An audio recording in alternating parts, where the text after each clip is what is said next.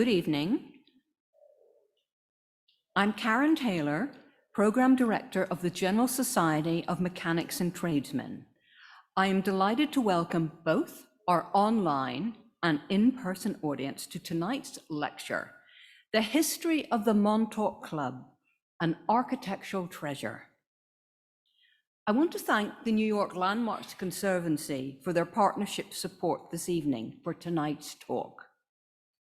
For those of you who may be less familiar with the General Society of Mechanics and Tradesmen of the City of New York, we are a non-profitable organization that was founded in 1785 by the skilled craftsmen of the city.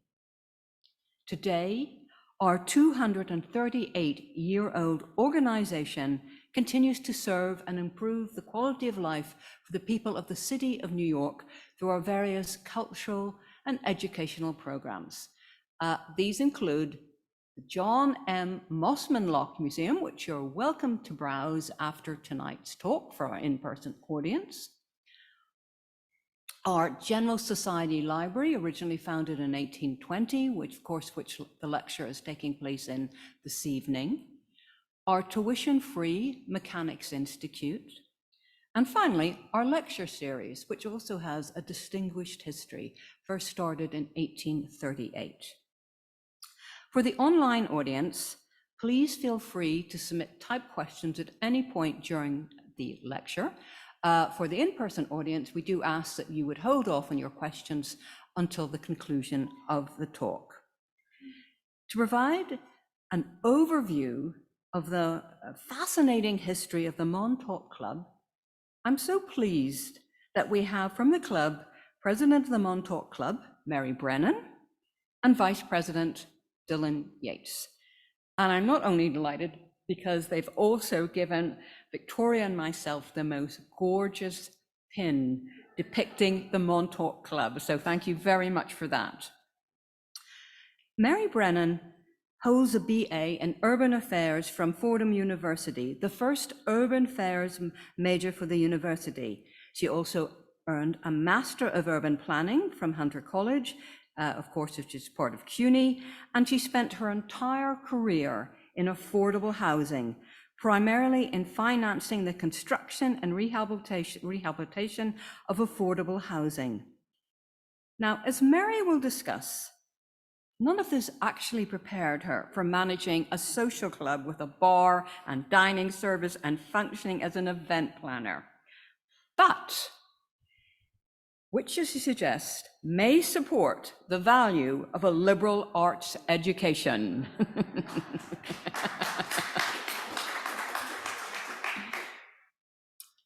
Dylan Yeats earned a Master in Archives and a Doctorate in History from NYU.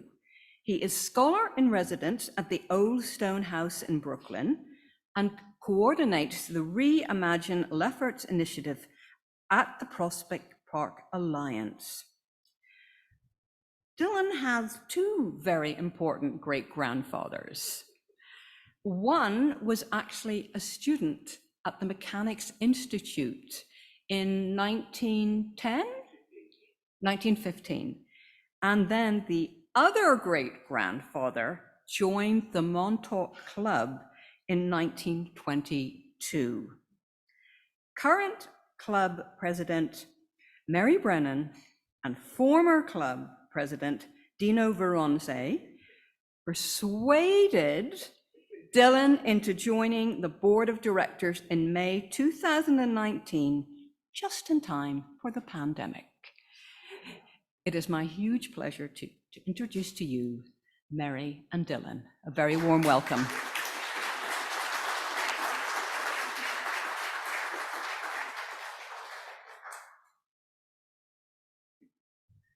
Well, thank you, Karen, and thank you for your persistence and your patience in getting us to come here. Both Dylan and I are very excited to be here at the General Society and talking about the Montauk Club. which I have to warn you is something that both of us are capable of babbling about for many, many hours. But we're going to try to keep this tight. I am reminded by, the General Society being of the city of Brooklyn, that we were incorporated in 1889 as the Montauk Club of the city of Brooklyn. And the incorporation has not been changed. I'm going to just start this off with clarifying a couple of items to give you some background for the presentation. Most of the pictures, not all of them, but most of the pictures that you're going to see here, the contemporary ones anyway, are of the 2 floors of the Montauk Club that we currently occupy, which are the first and the second. And I just want to explain the reason how that came about. By 1995, the membership had declined precipitously. It was down to about 100 people, and there were maybe 40 that actually were actively involved in the club. We also were dealing with a building that at that point was over 100 years old and suffering, frankly, from some decades of deferred maintenance. So we decided to sell the building to a condominium developer. Yes, I know that's a terrible thing to do, but kept us alive.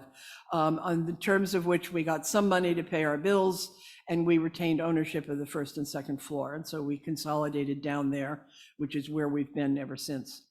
Having said that, I thought it might be useful to just explain to you how this building was originally used when it opened up in 1891. It was purpose-built for the Montauk Club, which was founded in 1889. And the basement was a bowling alley. And that was huge in clubs of that era. About 200 to 250 men participated in the intra-club league every year, and there was also an inter-club league that was very important. The first floor was then and still is now probably the most formal part of the club. There's a reception room that is still used for that form and purpose today. What we now call the ballroom, that is used for larger events, for both things like weddings and bar mitzvahs, and also for larger member events.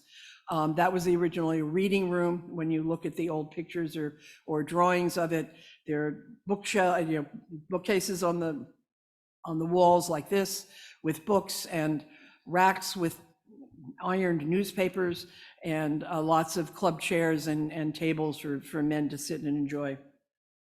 The third floor was the dining room, and later on, also housed the ladies' lounge, which Dylan will be explaining to us.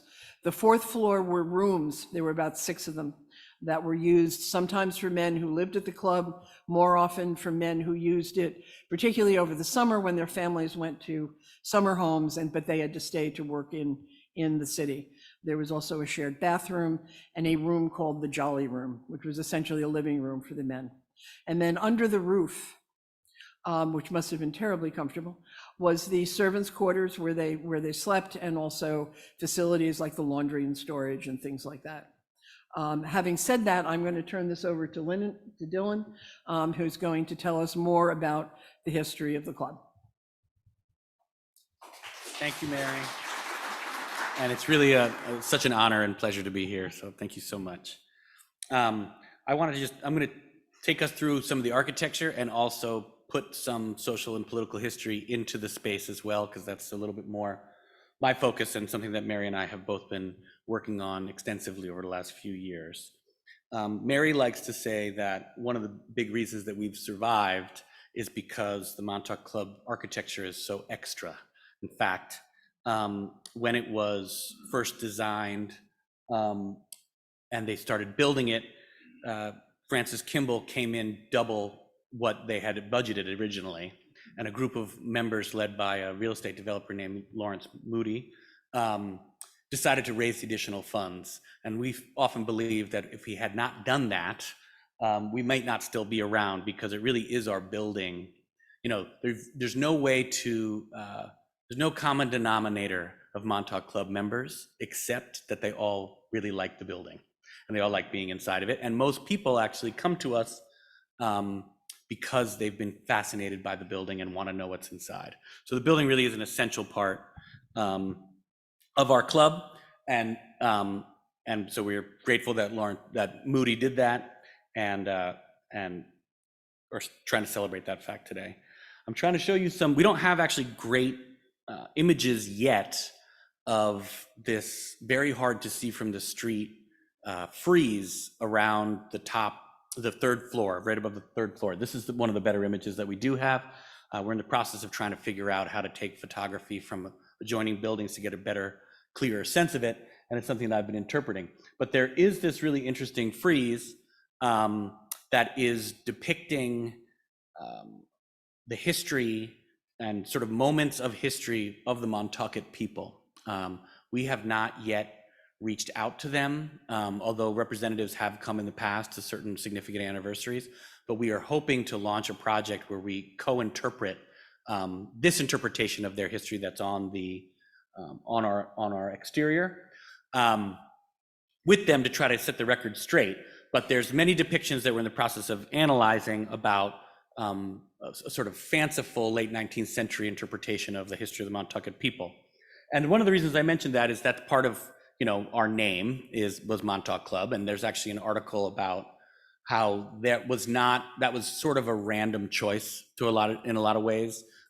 Many members of the founding members of the Montauk Club were from various parts of Long Island, and each of them were proposing sort of areas that they came from as the name for the club, and then they actually made a list and realized that most of those names were already taken by other clubs in Brooklyn, if not the general area.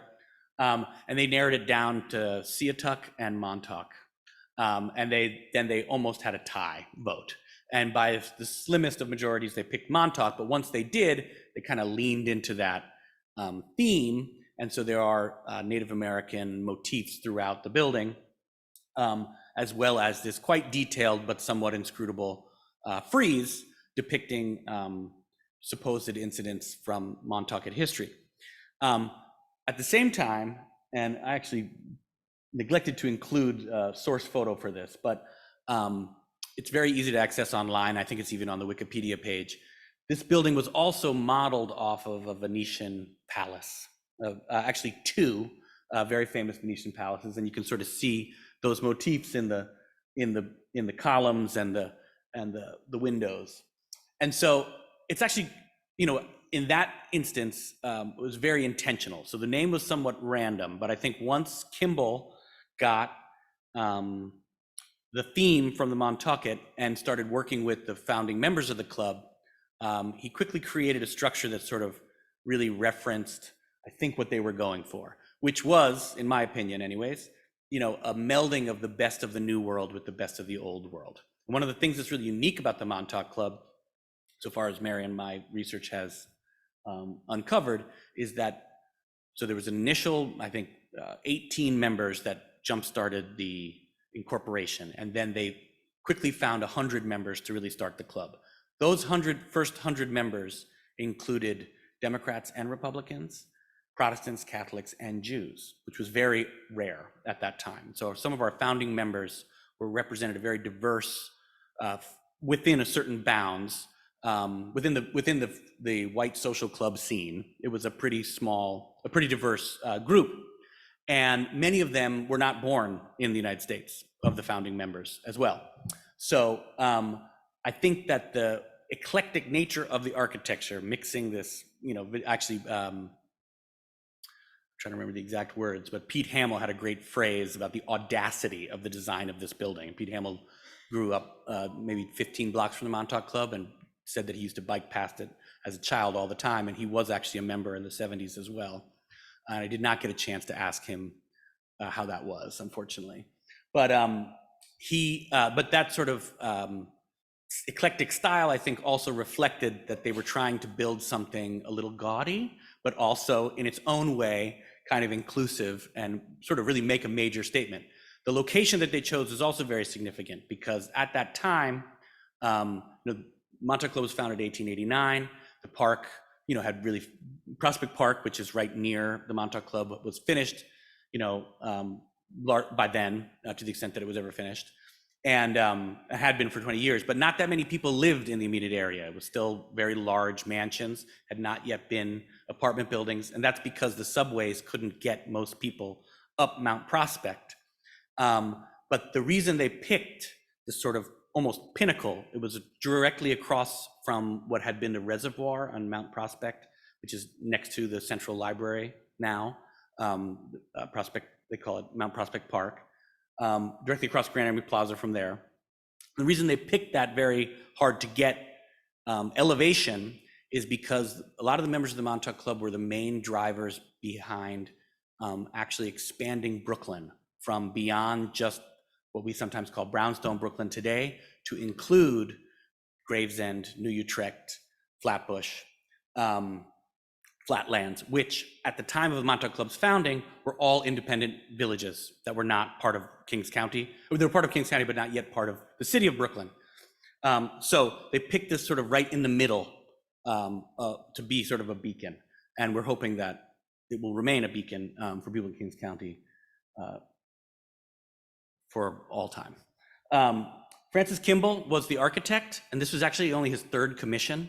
And he was, I think, either 30 or 31 when he designed this. And I think that's also plays into the sort of the fun that he was playing, mixing all these different styles together and going way over budget, I think is part of it. And so we like to think that maybe we helped establish this very significant architect's career by our willingness to indulge his flights of whimsy. This is a photo of the groundbreaking for the Montauk Club, which has these the sort of the building committee, and actually Kimball's in this photo over holding the plans. One of the also really neat things is that Kimball ended up moving to Brooklyn in the early 19th century and actually joined the Montauk Club in 1909 and remained a member for decades, which we think is probably a testament to the fact that he was happy with how it turned out. At the laying of the cornerstone, which we don't have a picture of because there was a blizzard, David Booty, who was actually in the process of resigning from, or not seeking re-election as one of Brooklyn's representatives in Washington, in order to become the mayor of Brooklyn, which was still then an independent city. He said this at our laying of our cornerstone, which is, every institution like the one upon whose foundations we now stand strengthens the sentiment of local attachment, a sentiment that will yet bear rich fruit in the way of works of public usefulness and adornment. I'm not going to read the rest of it. Well, actually I will. Our clubs no longer carry the thought that they exist for the ease and entertainment of their members. They are centers of information, of discussion, and of influence. They discern the tendency of opinion, or they create it.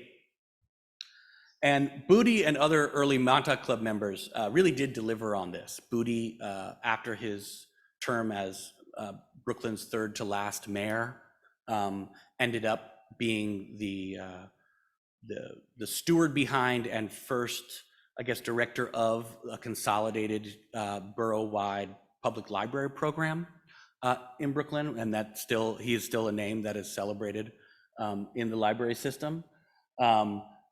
We also are proud to be able to say that the 3 out of the 4 last mayors of Brooklyn were all members of the Montauk Club, and these two actually ran against each other. And Charles Sheeran beat Alfred Chapin while they were both members of the Montauk Club.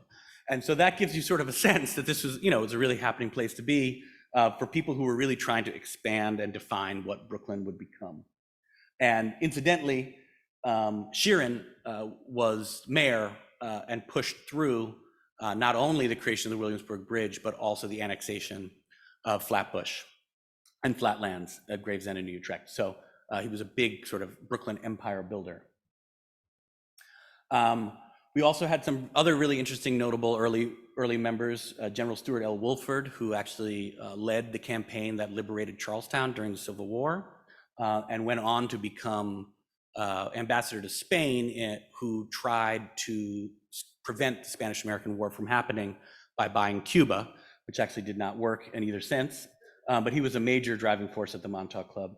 And Frank Squire, who was an artist and also Parks Commissioner, one of the last Parks Commissioners for the city of Brooklyn, who redesigned and created what we now call Grand Army Plaza, and was a major driving force behind the founding of the Brooklyn Museum.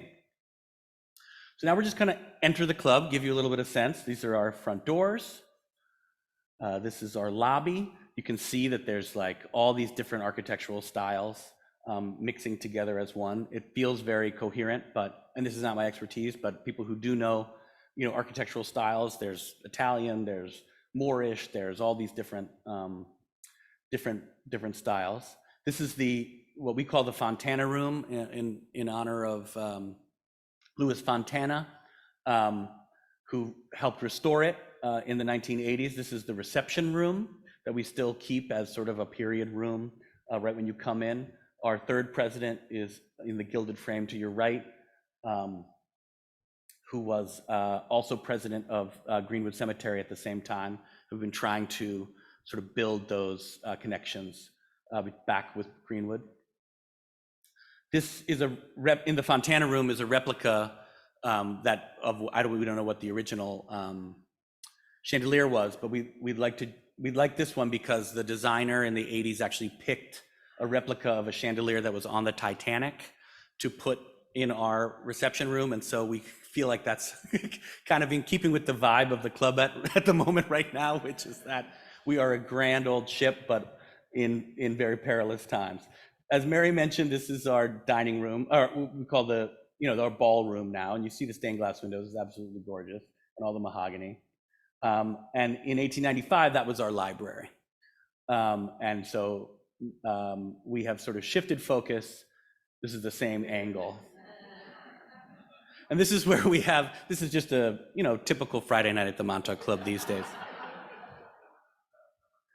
I'm very happy to see Dee Bowers here, who's an archivist at the Center for Brooklyn History, and I had the great honor and pleasure of doing a blog post with, because Mary actually stewarded the donating of the archival collection that we still had many years ago after fires and floods and thefts, and for decades. Mary assembled what little we still had and gave it to the Brooklyn Public Library, which is now collaborating on the creation of the Center for Brooklyn History. And Dee and I wrote this blog post together, sort of reinterpreting what are mostly menus, but to see all these really interesting stories behind them.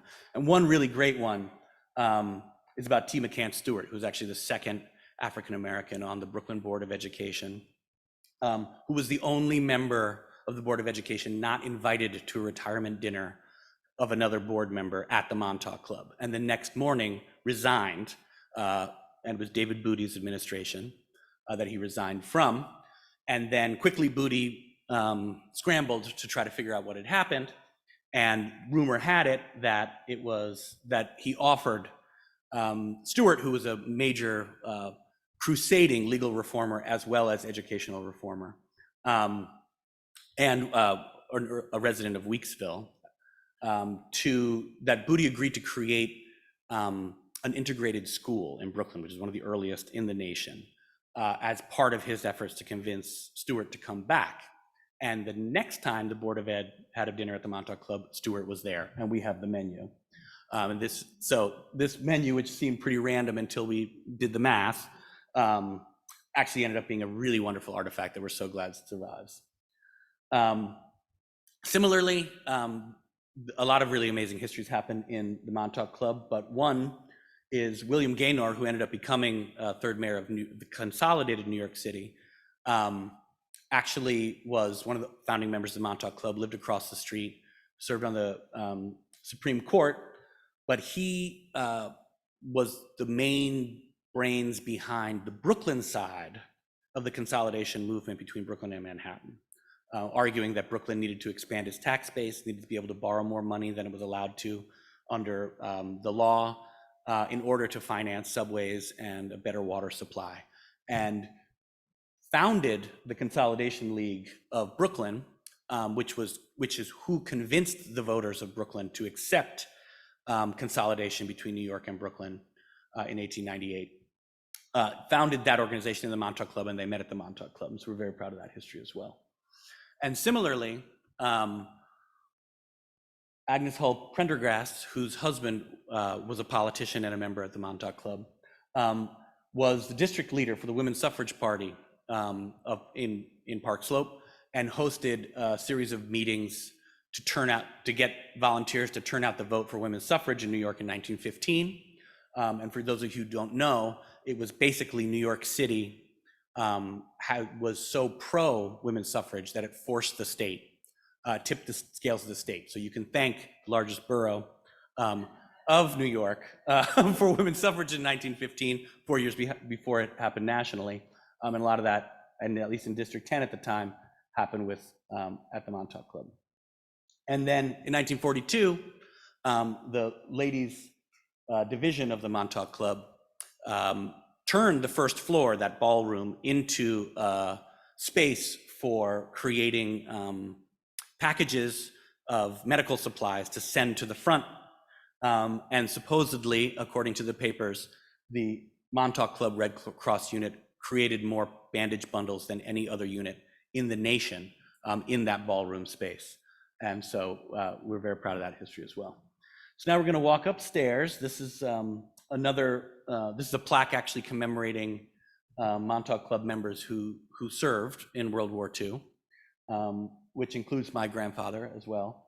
And it particularly calls out Gardner Conroy, who died in action in the Pacific, who was a leading member of the Montauk Club at that time. And we go up to the landing, and the space that we have, that is the primary space we use for member events these days. And we're gonna, when you enter that space, there's a series of small rooms. One's our boardroom, one we call the card room, one we call the office. They were all card rooms originally. Cards was a really big part of the early Montauk Club life. This is our boardroom. And here are some other really eminent former members. Charles Higgins, who actually spearheaded the move to create the Old Stone House, unearth the rubble that had been destroyed and reconstruct it, as well as the Temple to Liberty in Greenwood Cemetery, which celebrates the war dead of the Battle of Brooklyn. Edward Blum, who ran A&S Department Store and was actually a real driving force behind expanding the Brooklyn Museum nearby. And Rabbi Alexander Lyons, who founded Congregation Beth Elohim, which is still active on 8th Avenue, just a few blocks from the Montauk Club, who was a major leader, religious leader in early 20th century Brooklyn and New York. Charles Feltman's sons were members of the Montauk Club, and Feltman came as their guest, and we celebrate that annually at a Coney Island night dinner.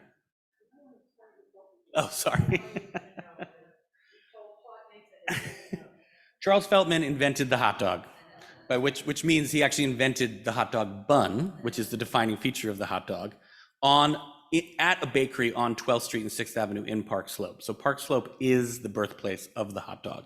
The hot dog was made popular by Feltman selling them on Coney Island after having invented them in Park Slope, and became a major purveyor of hot dogs. And that idea was then stolen by one of his employees who founded Nathan's.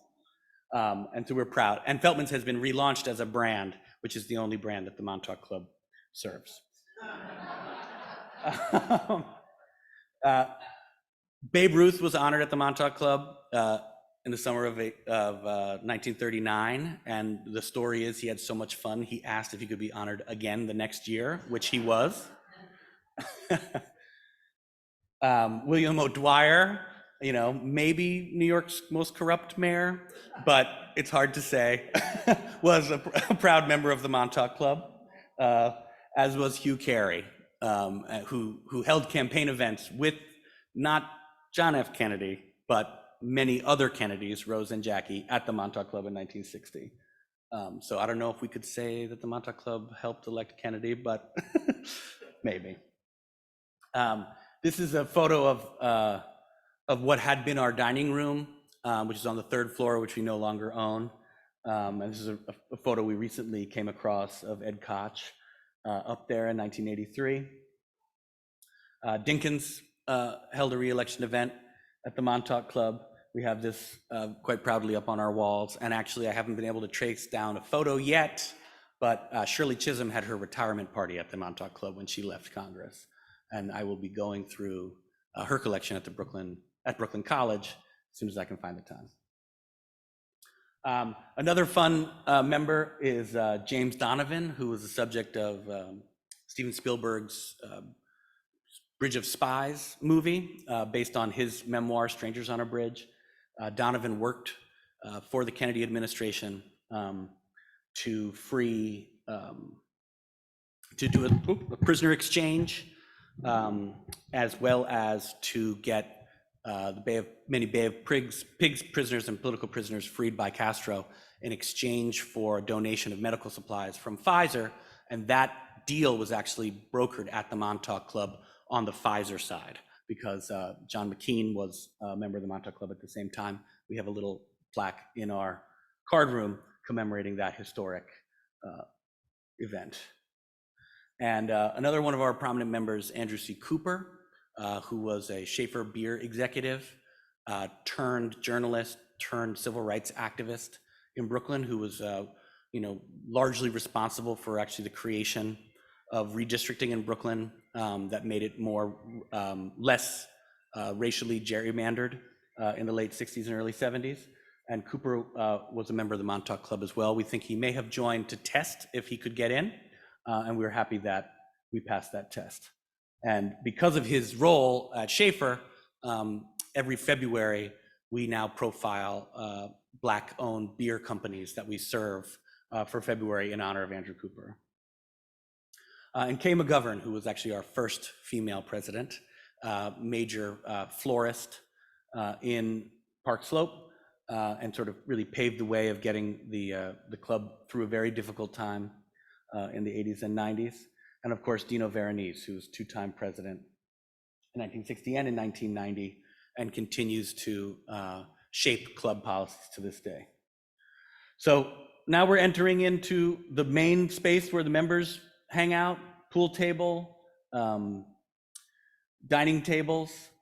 This had previously been, the whole floor was all gaming, so this was billiards and cards in the back. This is the same shot then and now. This is our bar and lounge, and we like it because it has got, it's one of the few bars you can be totally basked in stained glass and mahogany throughout. And we have this wonderful story, as Mary alluded to, about the founding of this bar, which was actually put in 1934 in order to cut down on labor costs during the Great Depression, which you'll learn a little bit more about in a second. And that bar was put in at the same time that the Montauk Club formally created a ladies' division. Women had always been encouraged to dine on the third floor, but were not allowed to be members until the 1970s officially. But in the 1930s, they created a ladies' division that tried to increase the family members of male Montauk Club members, to try to use the club more. And this is the founding class of the ladies' division. And one of the interesting things that they did, the first things that they did, was they started encouraging women to drink at the bar. And that actually provoked a major crisis that got a lot of great press coverage, thankfully to me, about this, where the club actually decided, bizarrely, to take a vote on whether or not women should be allowed to drink at the bar, and it was a 50-50 split. So they didn't know what to do, and they ended up coming up with a pretty bizarre compromise, which is that women were allowed to drink at the bar until 5 p.m.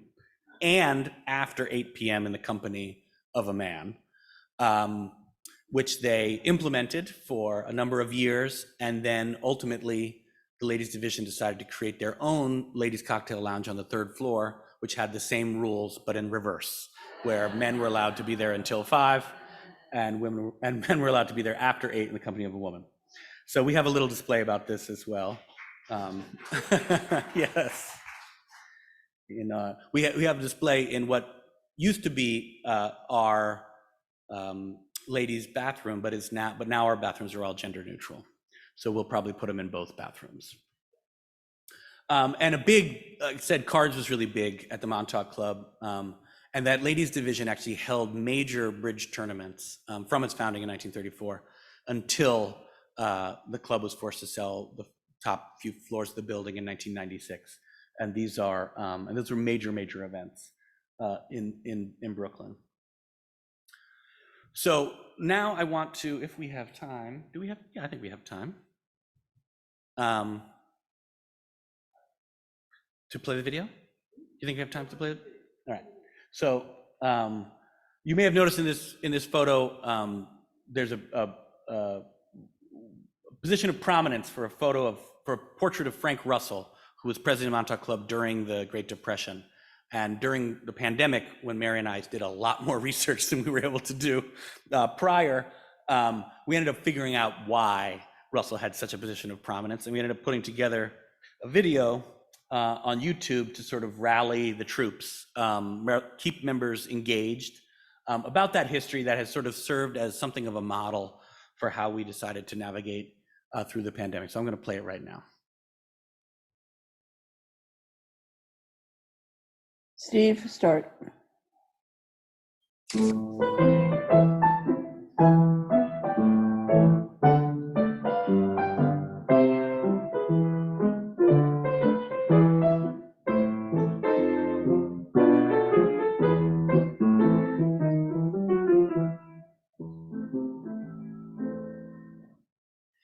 When Frank C. Russell assumed the presidency of the Montauk Club in October 1931, the Great Depression was bad and getting worse.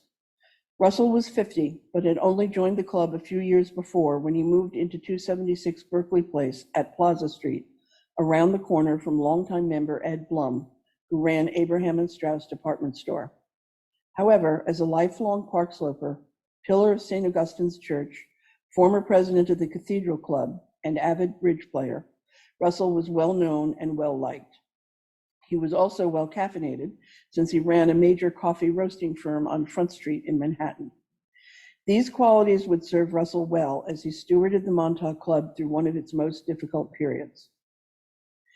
The Depression devastated the Montauk Club's membership rolls. At the start of Russell's term in 1931, the Montauk Club had 200 resident members, half that of 5 years prior.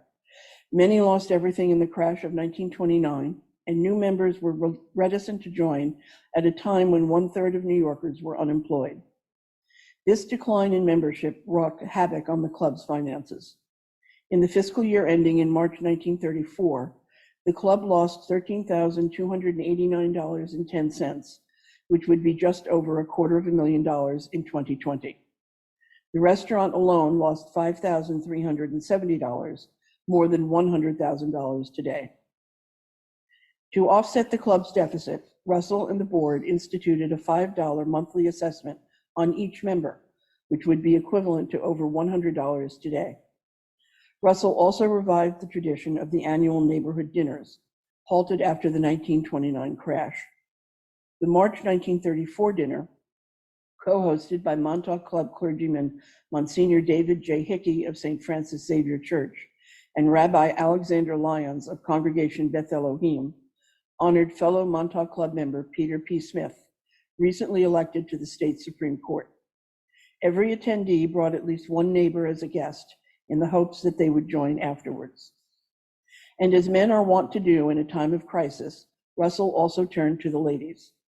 His wife Elizabeth and daughter Betty organized the ladies' division in February 1934 to promote activities among the families of the members and afford the same facilities to the women as are enjoyed by the men. Women could not join the Montauk Club at this time, but the wives and relatives of members had always been encouraged to use the restaurant on the 3rd floor. The women of the ladies' division organized a bowling league, monthly lectures, quarterly tea socials, and a spring bridge luncheon that became an annual tradition. These initiatives drove usage and membership up, but not quickly enough. When Russell's good friend and predecessor, William H. English, passed away in April 1934 at the age of 71, most board members took it as a sign. English was an outsized personality who had drummed up attention for the club for decades and had often stepped in to bail out the club's finances. His death signaled the passing of a generation, and with debts mounting rapidly, the board convened an emergency meeting on May 16th, just 2 weeks after English's funeral. There, 10 of the 12 directors present voted to close the Montauk Club. As Secretary Arthur E. Beggs explained, "Like all other clubs, the older members are dropping out, and the young fellows don't seem to care much about club life. It is possible that by lowering the standards, we could continue. Most of us feel that if we can't go on as we have in the past, the best thing to do is to liquidate." Only Russell and tugboat magnate Eugene F. Moran opposed the resolution to disband the Montauk Club. But according to our bylaws, the membership must vote on such a measure. So when the board sent out a letter explaining its position and calling for a meeting, Russell included a note calling on members to reject the plan. He wrote, I regret to say that a number of the members of your board are very alarmed about the affairs of your club and feel that it may be necessary to liquidate. Frankly, I am strongly opposed to any such action. I ask you to give your best thought to this matter in the hope that from our membership, we shall also receive suggestions which will enable us to carry on. As to me, it is unthinkable that the Montauk Club of Brooklyn, having as members many of our leading citizens, not face the present situation and emerge from it to a glorious future. more than 100 members met at the club on June 11th to fight for its life. Eugene F. Moran put forward a resolution to delay discussion of closing until a proposed new Ways and Means Committee could chart an alternative way forward. He argued that since the club still had over $125,000 in assets, members shouldn't give up trying to find a way to increase sales and cut costs, and most of the members assembled agreed.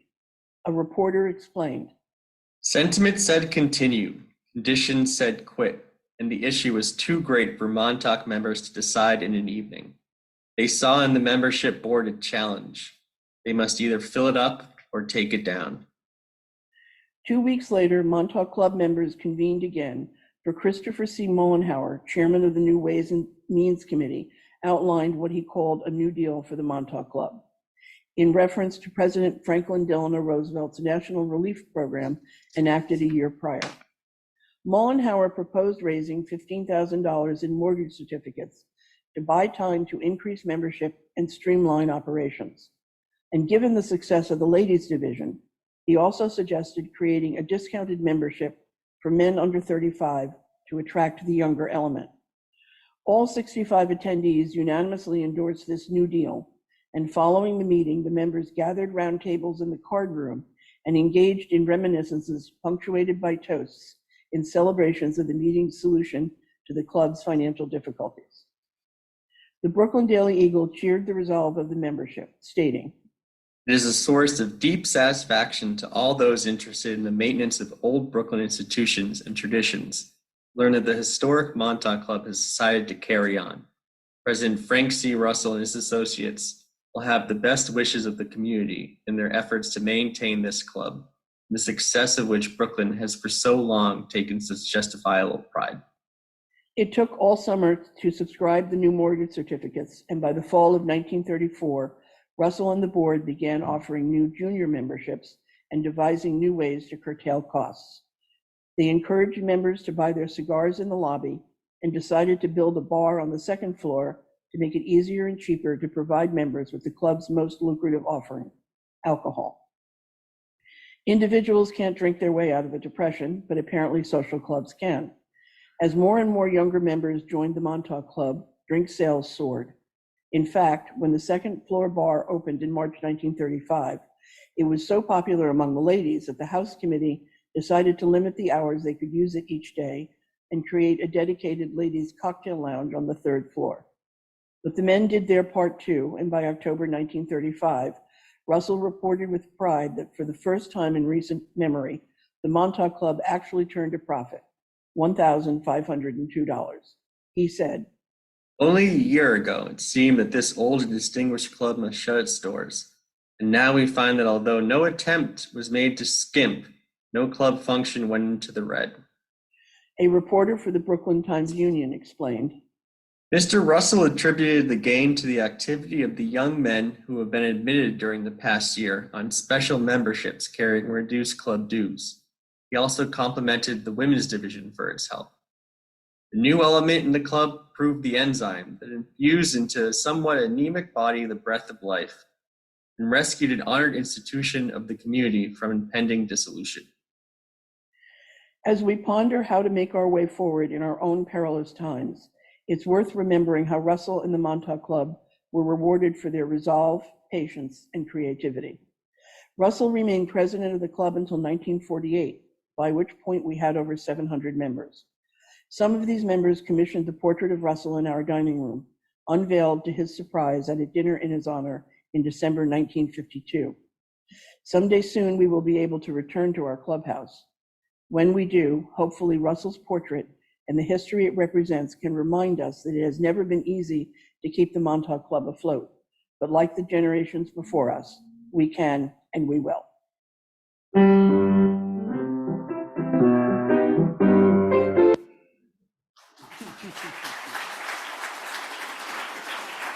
And now I'll welcome back Mary Brennan.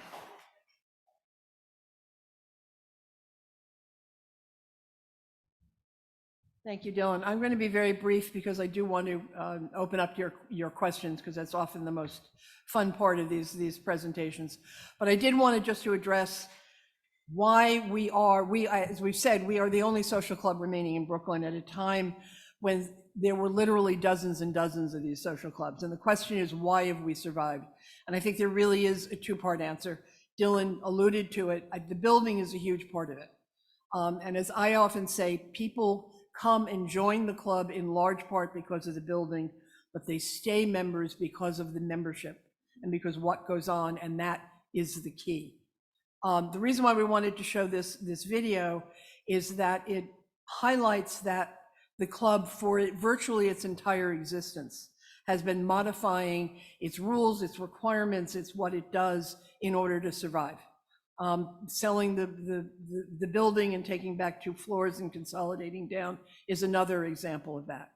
What's going on now, and I'm going to say this and then I'm going to shut up, but we have turned the whole paradigm of social clubs on its head. I've recently had to go through and doing some research looking at some of the older and newer social clubs in New York City, and every single one of them has membership requirements that requires sponsorships and requires interviews and requires some kind of screening so that this fits our profile. We're not looking, our profile is anything goes. Our profile is everybody's welcome. And I think that what has happened. Our membership has literally doubled since the pandemic. And I think the reason is because we are not setting up barriers. We are not screening people. We are simply want members to come and enjoy the club, and it's working. We now have over 400 members, which is more than we have had in the more than 30 years that I've had a member. So I invite you to check out our website on montaukclub.com. Our annual dues, frankly, are ridiculously cheap. And I hope that I will see some of you at the Montauk Club and enjoying our members. Thank you.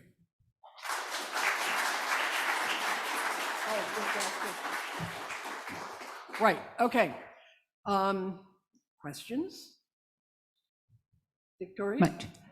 First of all, I'm going to thank you more at the conclusion, but I just want to thank you both so much, because I feel like not only did you take us through the fascinating history of the Montauk Club, but it was also of Brooklyn and New York City. Well, the club is part of Brooklyn and New York City, and it's part of its history. Yeah. I mean, one of the things I love to do is go through the litany of people who made product. Harm and Hammer Baking Soda, member of the club. Drake's Bakeries, member of the club. You know, I could go on, but I won't. Well, I think you've really proven that there were many vital members of the Montauk Club, but I will take questions now. And I have a number of online questions already. Okay. With respect to the mission of the organization, how would you describe that? And it's wonderful that you've boosted your membership. What do you do to retain your membership in terms of activities or programs, I should say? Okay, our programming is pretty diverse. Well, first of all, we're very member driven in the sense that if a member says, I would like to do this, it's like, go with it, baby, it's all yours. I mean, we have a weekly Dungeons and Dragons, sorry, I don't play the game, that meets weekly. That's because somebody said, I want to do Dungeons and Dragons. It was like, fine, do Dungeons and Dragons. We have a billiards group that meets once a week. We have a book club that meets once a month. You know, anybody who wants to do anything, they can try it out, they can, you know, we're happy to do it.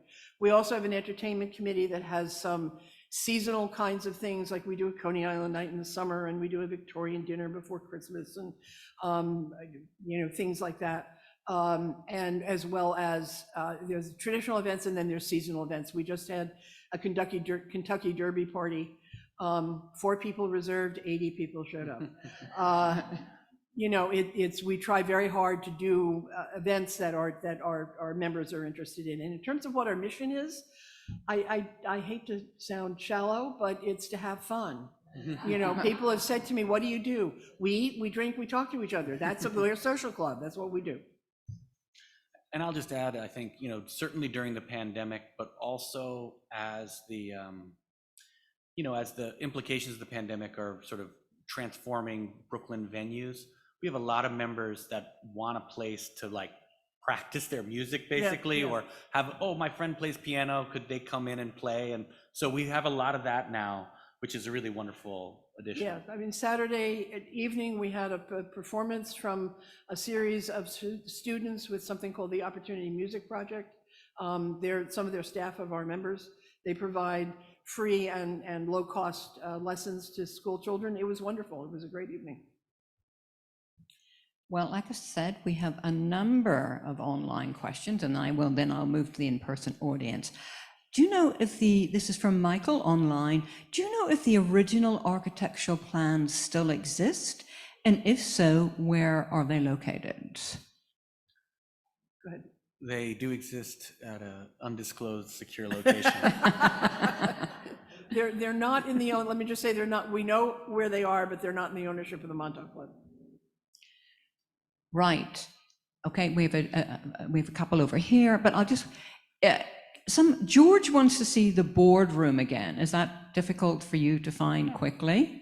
And in the meantime, while you're doing that, I'll take a question here. Just out of curiosity, I know in fact between Brooklyn, Park Slope area, I know that very well because I used to live in that area. And I'm just always been fascinated with the history between Brooklyn and New York City and how they became one.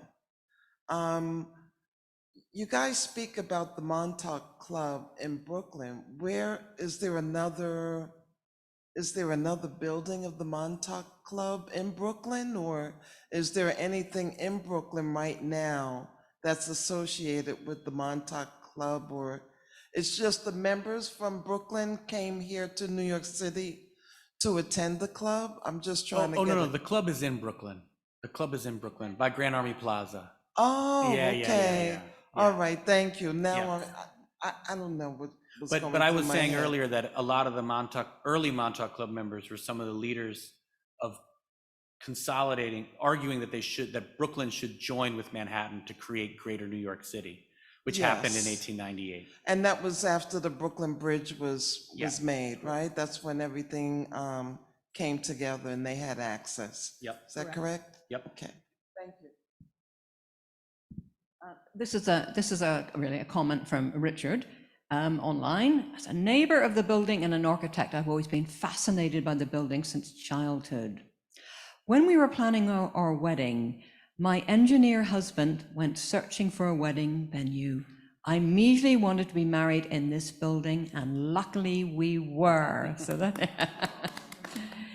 and we have a question here. Oh, I was just curious as to how many of your members live in Brooklyn.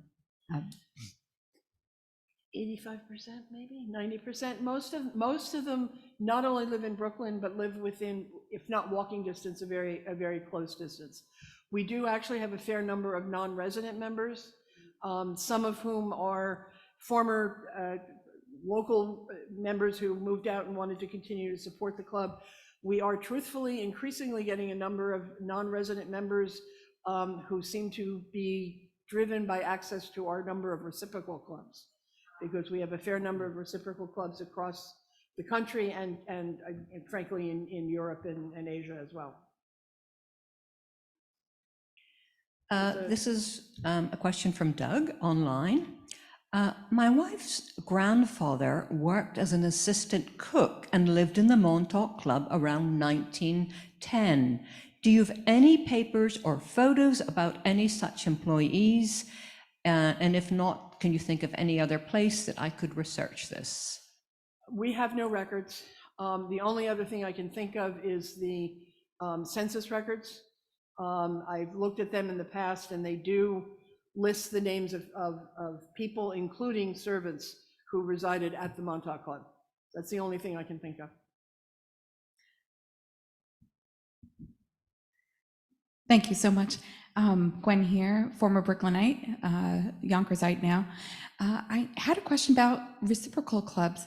Back in the day when it was first formed, what were the reciprocal clubs of this club? Were they all in Brooklyn, or did they have far-reaching clubs that they were reciprocal? Was that a thing? When I joined, there were, which was early 90s, there were about a dozen reciprocal clubs, 3 of which were in the Philippines. Do not ask me why. I know why. Oh, why? Oh. Why? Well, a lot of people were, politically connected, and Philippines was a part of the United States until 1945, and so I think a lot of Brooklynites were going back and forth. Oh, okay. There you go. Frankly, it has been in the last, I would say, 15 or 20 years, we had a reciprocal manager on the board who was very active in soliciting reciprocal clubs, and they kind of grew like Topsy. We now have 60-something, literally across the United States, and a good number in Europe, and then a bunch in Asia as well. I also just wanted to say, Doug, reach out to us, because we'd love to hear if you have stories about your grandfather at the Montauk Club. We would love to hear about it. Vice President at montaukclub.com or president at montaukclub.com. I just want to say that just like your membership, that is an awful lot of reciprocal clubs. That beats a lot of clubs that you pay a lot of membership fees for. Yes, you would. Well, hopefully a number of people watching and here tonight may consider becoming members of the Montauk Club. This is a question from Nancy, and it's really to do with the part of the building you had to sell to survive. Is it a regular condo or co-op residence, and are they currently for sale? It's a condominium, and there is nothing currently for sale, although they do come up for sale periodically. There are 6 residential apartments, and there's 1 commercial condominium in the basement, which is offices. Thanks. Hey, Mary. My name is JC. I am a member of the Montauk Club, and I'm getting married there in December. And I highly recommend you should all join, because it really is the bargain. I'm a member of the Pen Club down the street, and this is twice the value. Twice the value. Question for you guys. Thank you for this. This is wonderful. Do you have a sense? I know that almost every president from sometime in the 1800s up until JFK visited the Montauk Club. Do you have a sense of what happened in the 60s after his unfortunate demise to break that tradition? I think basically the political landscape changed. A number of the presidents came as part of what was called the Sunday School Parade, which was a very bizarre, in my opinion, tradition where on one day a week the Brooklyn schools were closed, and all of the Protestant, not Catholic, occasionally Jewish, but not often, Sunday schools paraded in 20 different parades across the borough, with the largest obviously being in and around Park Slope, because it drew a nod. And it became a very traditional political stop for a lot of people. By the 1960s, the membership was declining. Clubs became a whole lot less important.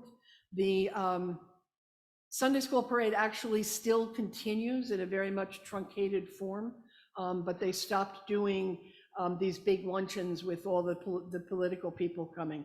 So that was really what changed the landscape. And frankly, we just weren't as important anymore. There weren't enough members. They weren't the movers and shakers that they used to be, like me and Dylan. This is from Rena online. So Babe Ruth visited, but what about the Brooklyn Dodgers?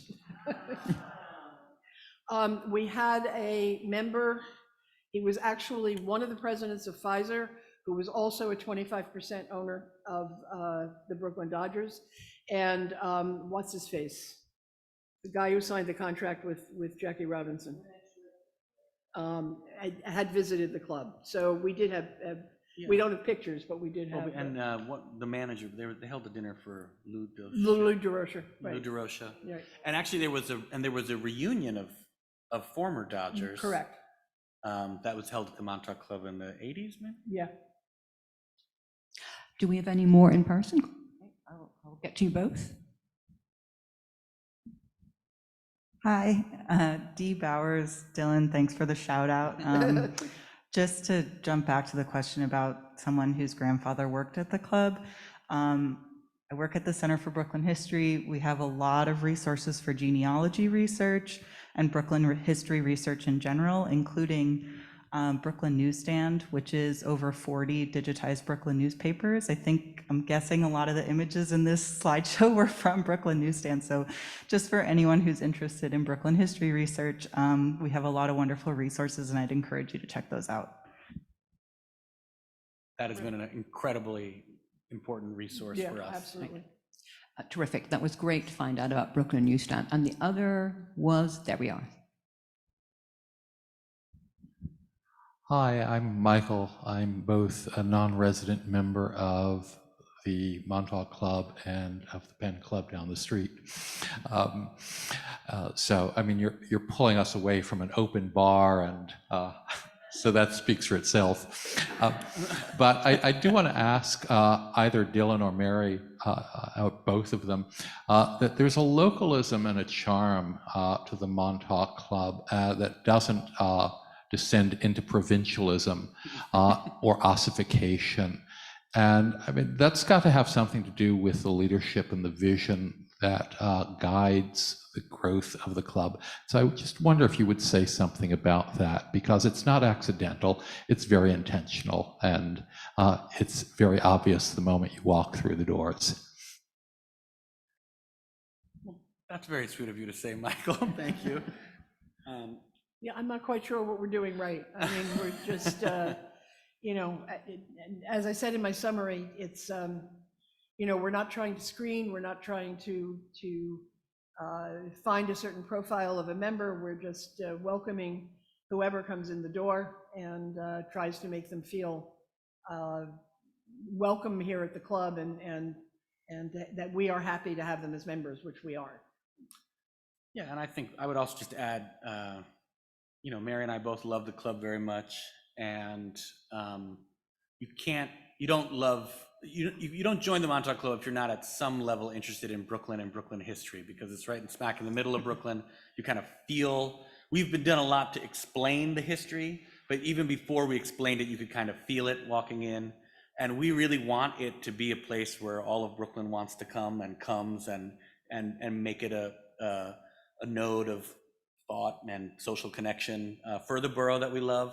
And so we really, I think, are entering in with that spirit of history, but also that we think there's a role for it in the future as well. Right, we'll just take two more questions. We're going to have one in person and one online. Oh, and I do want to remind the audience, of course, we are presumably looking at the photograph of the boardroom, correct? Yes.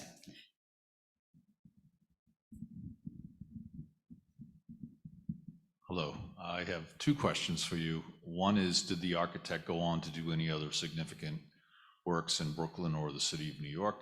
And also, how many bowling lanes were there, and what happened? And I'm assuming that's a good story. They've been pulled out, I would imagine, at this point. Francis Kimball is pretty renowned as a skyscraper architect in the city of New York.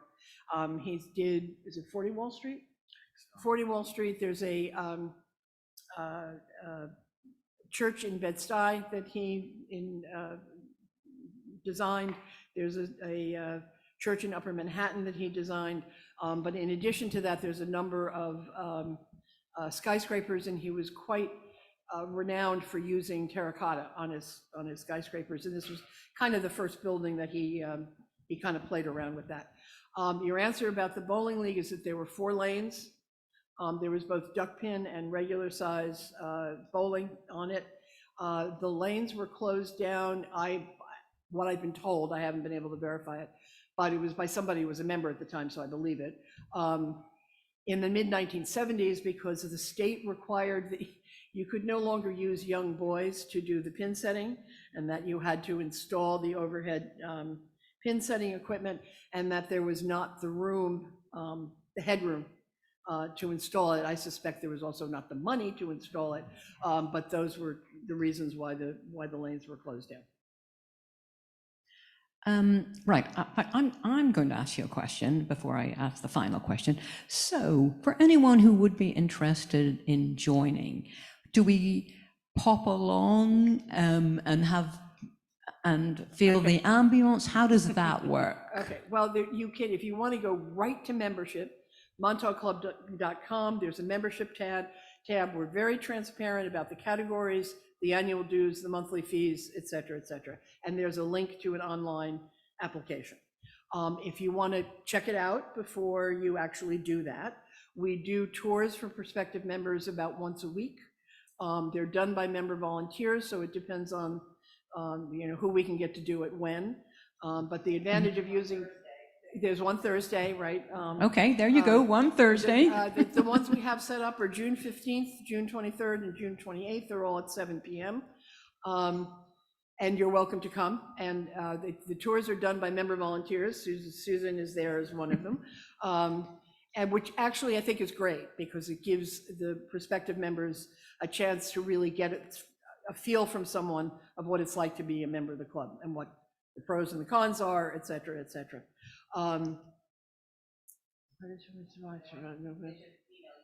that's right. Email me, president@montaukclub.com. I set up all of the tours. Fantastic. Okay, well, hopefully you will be getting a number of queries and maybe see you there. Well, maybe not this June 15th, but maybe at a later point. Okay, our last question. What date was the cornerstone laid? This is from Richard. Was it December 10th? I think so. I'm going to say December 10th, 1889. Right, because it seemed like he did pick up blizzard conditions in the photograph. I didn't. Yes, yeah, right, well, okay. That was the That was the groundbreaking. groundbreaking. Oh, that was the And there's groundbreaking. the cornerstone. The cornerstone, there were blizzard conditions, yes. Right. And it's very funny because there is, and I should have included it in the slideshow, but right above our front door is a terracotta frieze that's modeled off of the photograph, but is of the supposed laying of the cornerstone in December 1889. And it's notable because people hated it, according to the Brooklyn papers, because Correct. everyone looks very cartoony. But it has an interesting thing because there are women at the ceremony, but the date is wrong. It says the cornerstone is 1890, but it was actually 1889. Well, we don't really know what 1890 was supposed to be. I mean, it was not the founding of the club, which was 1889. It was not the groundbreaking, which was 1889. It was not the cornerstone, which was 1889. It's not when the building was completed. It was 1891. And since nobody liked it, nobody took responsibility for saying, yeah, I'm the one who designed the frieze. So. Dylan and Mary, I think your love for the club was, your abundant love was, it was so clear, and your enthusiasm. And I want to thank you for both so wonderfully encapsulating such, an intriguing history from the good and the bad times. But here's really to many more good times, and we so appreciate that you came here this evening to Manhattan to share with us this wonderful history, and as has already been touched upon, really the history of Brooklyn. So thank you so much. Thank you. Thank you.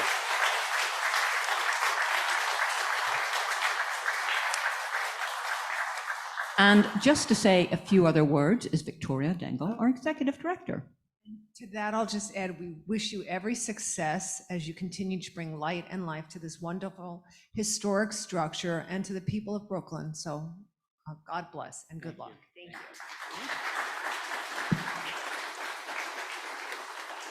And finally, a little memento of this evening. It isn't a beautiful brooch of the building, but hopefully you'll have something that you can remember coming to the General Society. So to everyone who attended our lecture tonight, both online and in person, thank you so much. This is close to the end of the lecture series for this, for the spring, but there may be one more lecture coming up in July, so I hope you'll join us for that. But in the meantime, thank you for your support throughout the year. I also want to particularly single out Angelo Vigorito and Meg Oliver for all their behind-the-scenes work. And we also have a bunch of wonderful volunteers. Neither Mary or Nancy happen to be here tonight, but many of you have come regularly to lectures, will have met them, and we're so grateful for their help. But I do want to acknowledge our volunteers tonight. Of course. And just to say, we really love both our at-home and in-person audience, and some of you are so faithful. You even come on your birthday, Tom Ryan. So that was special. And that we hope that you'll be back. But we're not signing off. The brief pause we'll take. We're just creating other wonderful programming that we're excited to produce for you. So that's all for the moment. And thank you.